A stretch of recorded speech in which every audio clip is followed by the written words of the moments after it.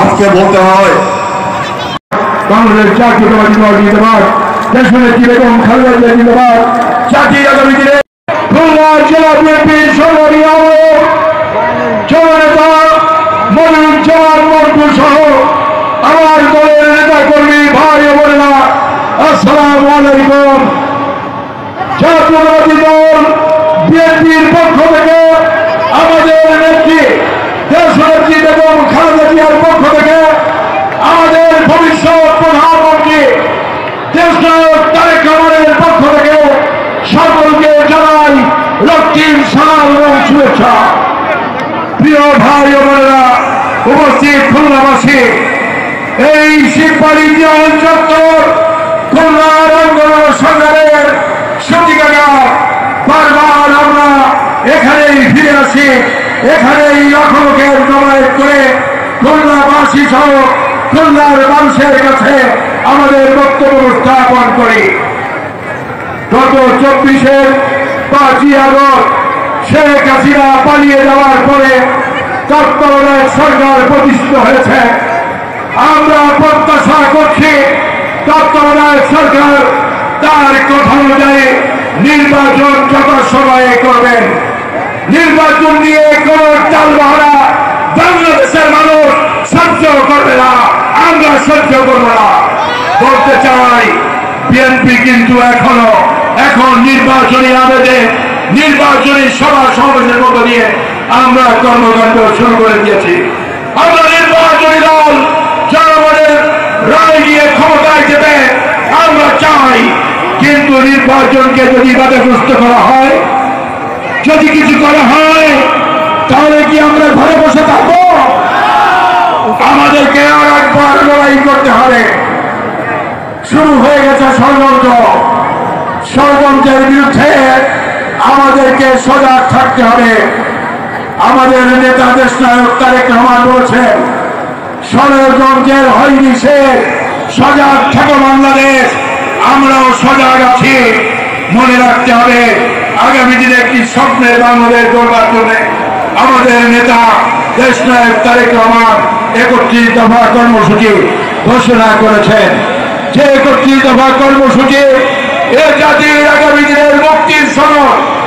যে 31 দফার মধ্য দিয়ে মানুষ গণতন্ত্র, বৈষম্যিক শাসন ব্যবস্থা, দুর্নীতিমুক্ত একটি সমাজ, একটি আধুনিক বাংলাদেশ আমরা করতে সমর্থ হব। কিন্তু লক্ষ্য করছি, আমরা যখনই রাজপথে জনগণকে নিয়ে সভা সমাবেশ করি, তখনই দেখছি কোন না কোন বিদেশি প্রভুরা অথবা দেশীয় আন্তর্জাতিক ষড়যন্ত্রকারীরা ষড়যন্ত্র করে দিয়ে শুরু করে দিচ্ছে। আমরা বলতে চাই, নির্বাচন ব্যতিরেকে অন্য কোনো কিছুই আমরা মেনে নেব না। ফেব্রুয়ারি মাসে নির্বাচনের রোডম্যাপ দেওয়া হয়েছে, ধন্যবাদ জানাবো। এর ব্যত্যয় ঘটলে দায়িত্ব কিন্তু ইনিশিয়েটিভকে দিতে হবে।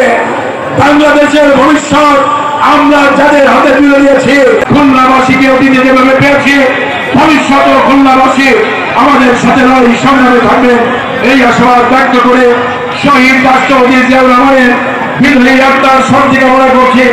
দেশনেত্রী বেগম খালেদা জিয়ার আশু সুস্থতা কামনা করছি। আর আমাদের প্রাণের স্পন্দন মনিরুজ্জামান মন্টু।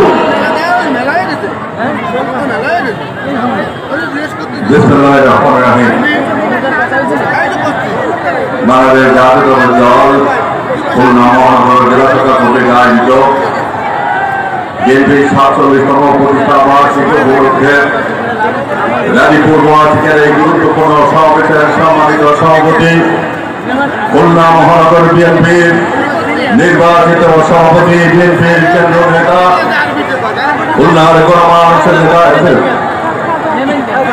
শফিকুল আলম মাহা, মঞ্চ উপবিষ্ট প্রধান অতিথি, জাতীয়তাবাদী ছাত্র দলের সোনালী অর্জন, রাজশাহী এক্সপোর্ট খ্যাত ঢাকা বিশ্ববিদ্যালয়ের সবুজ চত্বর থেকে বেড়ে ওঠা ছাত্র নেতৃত্ব, জাতীয় নেতা, বিএনপির ভাইস চেয়ারম্যান, খুলনা বিভাগের গর্ব জনাব শামসুজ্জামান দুদু মঞ্চে রয়েছেন। খুলনার বিএনপি অভিভাবকের দায়িত্বে যে দুজন থাকেন বা পালন করেন তাদের মধ্যে অন্যতম জাতীয়তাবাদী ছাত্রদলের আরেক সোনালী অর্জন রূপসা দিদুলিয়া 13 খোদার গণমানুষের নেতা বিএনপির তথ্য বিষয়ক সম্পাদক জনাব আজিজুল বারী হেলাল আমাদের মাঝে বিশেষ অতিথি হিসাবে উপস্থিত আছেন।